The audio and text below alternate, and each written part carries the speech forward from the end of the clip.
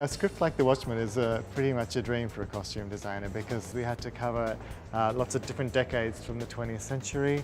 The film starts in 1938 and goes forward to 1985. So for each decade we had to try and get some iconic looks from each period that really sort of summed up the period so the audience would get a very clear idea as we jump cut back and forward throughout the decades exactly where we were in the 20th century.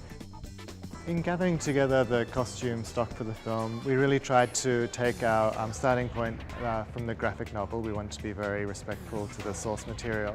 It affected a lot of our choice of colours. We really tried to keep within the greens, the purples, the murky sort of secondary colours that are in the graphic novel.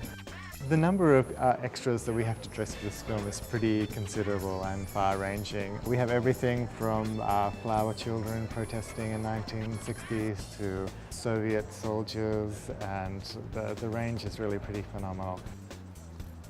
Most films are usually in like a particular period. This one is incredibly labyrinthine in that it jumps through lots of decades, so we had to make sure we were ready for any situation that we would come across. The prison uniforms in the film are drawn very specifically in a strange purpley grey colour, and we decided to replicate that with our hickory stripe here that came in an off-white, and we dyed them into the right tones. Along here is the beginning of our footwear section. We have everything from period cowboy boots in the 70s right through to shiny patterned uniform shoes. This is one of our uniform aisles. There's lots of uniforms in the film, and each one was researched fastidiously. We've got everything from 1938 NYPD here. We've got V-Day here with lots of sailors. We have diner waitresses, prison cooks, we've got it all, security guards. So this is where we put together all of our uniforms and make sure that everyone has the right look.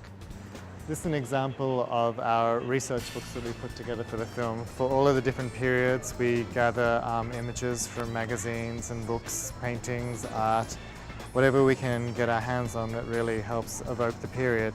And we refer to these when we're dressing our extras and actors to make sure that we get all of the specific details of each period right. But we also tried to really pick beautiful archetypical pieces that really summed up each decade and also give a real sense of period authenticity to the movie, because it was important for us that we wanted to represent the 20th century as it was if there had really been superheroes.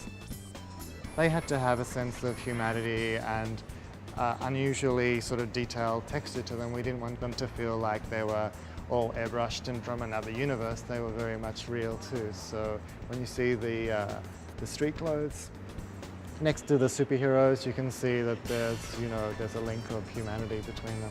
That sort of applies to all of the costumes really for the film. We really wanted to have a real lived-in feel to it to convey the sense of the late 20th century being in this very paranoid, desperate sort of position on the brink of like nuclear disaster. So that's what we tried to convey in the costumes.